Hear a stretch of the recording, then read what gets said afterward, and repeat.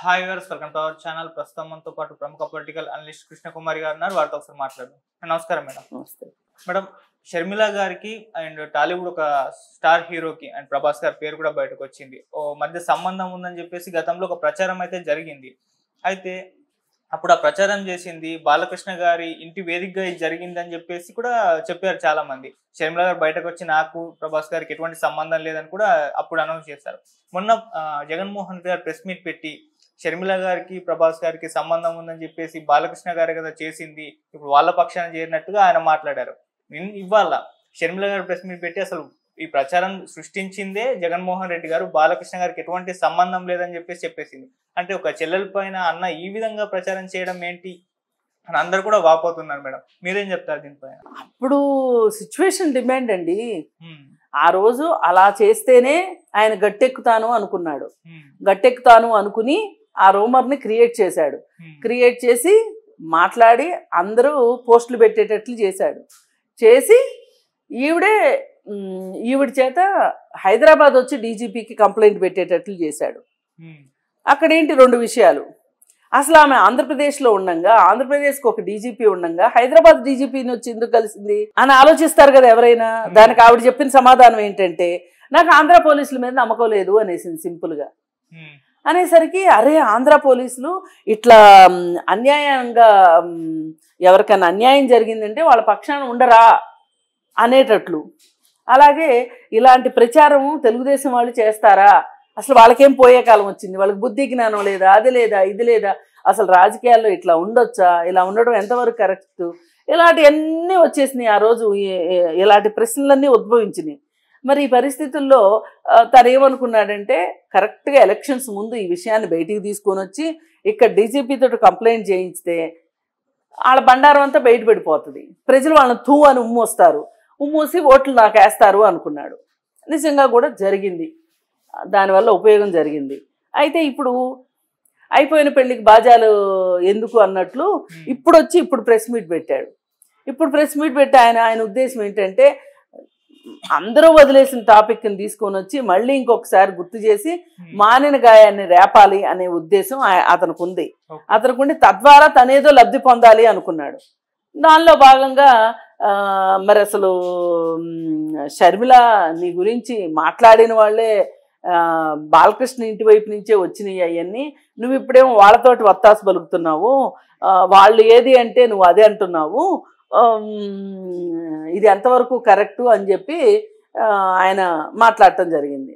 దానికి షర్మిల మళ్ళీ press meet పెట్టి ఒకటే చెప్పింది, సరే ఆ రోజు కంప్లైంట్ ఇచ్చాం కదా, ఎవరు చేశారో నీకు తెలుసు కదా, నీకు అధికారం వచ్చాక ఎందుకు చేయలేదు అని అడిగింది.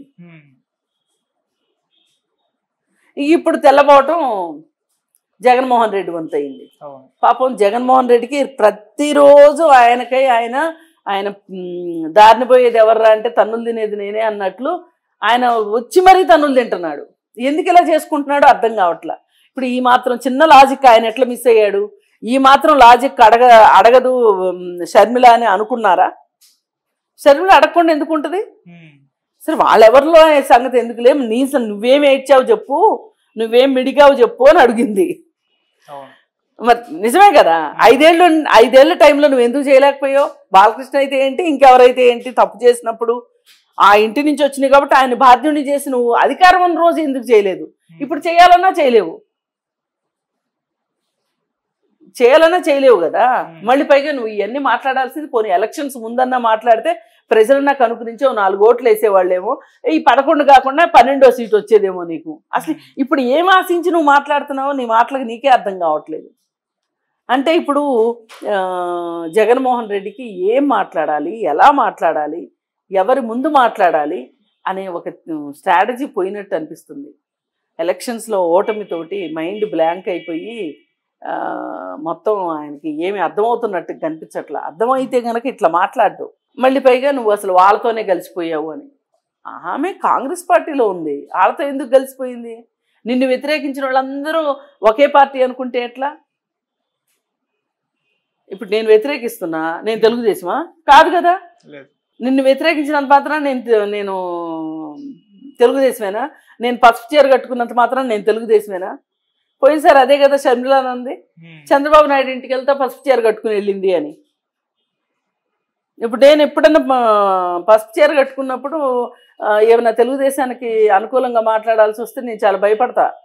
లేదు జగన్మోహన్ రెడ్డి పార్టీని విమర్శించాలన్నా నేను భయపడతా. ఎందుకంటే ఇప్పుడు ఈ చీర చూసి నువ్వు తెలుగుదేశం అంటారని ఇప్పటికే పెయిడ్ బ్యాచ్ అని మెసేజ్లు పెడుతుంటారు, అప్పుడప్పుడు పెడతా ఉంటారు. సరే మనం పెయిడ్ బ్యాచ్ అన్పెయిడ్ బ్యాచ్ అందరికీ తెలుసు, వాళ్ళకు కూడా తెలుసు బాగా. సరే కానీ ఇది ఎలా ఉందంటే నా గురించి మంచి అన్న మాట్లాడాలి, మాట్లాడకుండా అన్నా ఉండాలి. ఈ రెండే చెయ్యాలి ఎవరైనా సరే. నాకు వ్యతిరేకంగా మాట్లాడకూడదు అనేది జగన్మోహన్ రెడ్డి యొక్క ఉద్దేశం. ఆయన ఉద్దేశాలతో మనకు పని ఏంటండి? మనం ఏం చేయాలనుకుంటామో మనం అది చేస్తాం. పైగా పసుపు రంగు ఏమన్నా తెలుగుదేశం వాళ్ళు ఏమన్నా పుట్టించారు ఆ రంగుని? పుట్టించలేదు. వాళ్ళకి కలర్ఫుల్గా ఉంటుందని ఆ రంగు పెట్టుకున్నారు. అసలు పసుపు అనేది శుభసూచకం అని చెప్పి ప్రతి వాళ్ళు ఇప్పుడు ఏదైనా పెళ్ళిళ్ళు జరుగుతూ ఉంటే ఫస్ట్ పసుపు కొట్టంతోనే పనులు స్టార్ట్ చేస్తారు. అది ఒక శుభసూచకం అని. వాళ్ళు కూడా ఏంటంటే విజయాన్ని కాంక్షిస్తూ పసుపు రంగును పెట్టుకున్నారు. అది వాళ్ళ ఇష్టం. అంతేగాని ఇంకా తెలుగుదేశం కాని వాళ్ళందరూ పసుపు చీర కట్టుకోవడానికి వీల్లేదు, తెలుగుదేశం వాళ్ళందరూ పసుపే కట్టుకోవాలని ఎక్కడన్నా జీవో జారీ చేశారా? కానీ ఆయన మనస్తత్వం అలాగే ఉంటుంది. ఇప్పుడు అనవసరంగా తన రాజకీయాలకి షర్మిలాని వాడుకున్నాడు. ఆ రోజు షర్మిలాతోటి తీసుకొని వచ్చి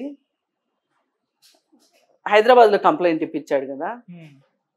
కరెక్ట్గా 5 సంవత్సరాల తర్వాత వివేకానంద రెడ్డి హత్య కేసు విషయంలో నేను ఆంధ్ర పోలీసుల్ని నేను నమ్మట్లేదు అని చెప్పి సునీతారెడ్డి హైదరాబాద్ వచ్చి కంప్లైంట్ చేసింది. దీన్ని నేను అప్పుడప్పుడు కర్మ రిటర్న్స్ అంటారు. ఆ రోజు నువ్వు చేసిన స్ట్రాటజీ ఈ రోజు నీకు ఎదురొచ్చింది.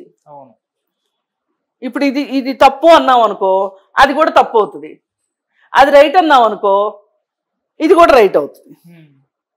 ఎటు తిరిగినా నీకే ఉచ్చు. అలాంటి పరిస్థితి జగన్మోహన్ రెడ్డి చేతులారా చేసుకున్నాడు. చేతులారా తన చేతులారా తన నెత్తి మీద తానే భస్మాసుర హస్తం పెట్టుకున్నాడు. దానికి ఎన్నో తార్కాణాలు ఉన్నాయి. ఈ విషయంలో మటుకు ఈ మహిళల్ని వాడుకొని సింపతి ఓట్లు సంపాదించాలి అని అనుకోవటమే దుర్మార్గం. ఇప్పుడు వాళ్ళకంటూ 33% రిజర్వేషన్ ఇవ్వాల్సిందే. ఆ 33% రిజర్వేషన్ ఇవ్వకోకుండా ఆడవాళ్ళని రాజకీయాల్లో వాళ్ళని ఎదగనివ్వకుండా ప్రోత్సహించకుండా ఎందుకు చేయట్లేదు ఆ పని అంటే వేరే ఏమీ కాదు, మగవాళ్ళకి అడ్డం పడిపోతారు ఆడవాళ్ళు. వాళ్ళకి రిజర్వేషన్ వస్తే మగవాళ్ళకి సీట్లు తగ్గిపోయిపోతాయి కదా. అది ఇష్టం లేదు మాకు. మా సీట్లు మాకే ఉండాలి. ఆడవాళ్ళు ఊరికే అలంకార ప్రాయాలుగా అలంకార వస్తువుల్లాగా ఫ్లవర్ వాజులో పువ్వుల్లాగా నవ్వుతూ ఉండాలి. వీళ్ళకి సహకరించాలి తప్పితే వాళ్ళు భాగస్వామ్యంలోకి రాకూడదు అనేది ఇట్లాంటి వాళ్ళ ఉద్దేశం. అందుకే మహిళలంటే వాళ్ళకి చిన్న చూపు. ఏది ఏమైనప్పటికీ కూడా పదే షర్మిలాని తీసుకొని వచ్చి టాపిక్ తీసుకొని వచ్చి షర్మిలాని చౌక చేద్దామని చెప్పి తనే డామిట్ కథ అడ్డం తిరిగింది అన్నట్లు చేసేసుకున్నాడు జగన్మోహన్ రెడ్డి. అసలు అతనికి రాజకీయ ఎత్తుగడలన్నా వ్యూహాలన్నా ఏమీ అర్థమవుతున్నట్లేదు. ఆ రోజు కేవలం డబ్బుంది కాబట్టి పగా ప్రతీకారం కోసం పెట్టిన పార్టీయే గాని ప్రజల కోసం పెట్టిన పార్టీ కాదు. అందుకే ప్రజలకు ఏమీ చేయలేకపోయారు, చేస్తున్నట్లు నటించారు. సరే, అది నటన ప్రజలకు అర్థమైపోయింది. మిమ్మల్ని 11 సీట్లకే పరిమితం చేశారు. ఇప్పుడైనా నిలదొక్కోదలుచుకుంటే ఒక రాజకీయ పార్టీని రాజకీయ పార్టీలాగా నడపాలి అని అనుకుంటే గనక ఆ విల్ అండ్ విష్ మీకు ఉంటే గనక ఇప్పటి వరకు జరిగిన పొరపాట్లేంటి, తప్పులేంటి, మనకి స్కోప్ ఎంత ఉంది, ఏ ఏరియాలో ఉంది అనేది ఒక ప్రణాళికాబద్ధంగా ఆలోచించుకుని ఆచరణలో పెడితే మీ పార్టీ బతికి బట్టగడుతుంది. లేదు అనుకుంటే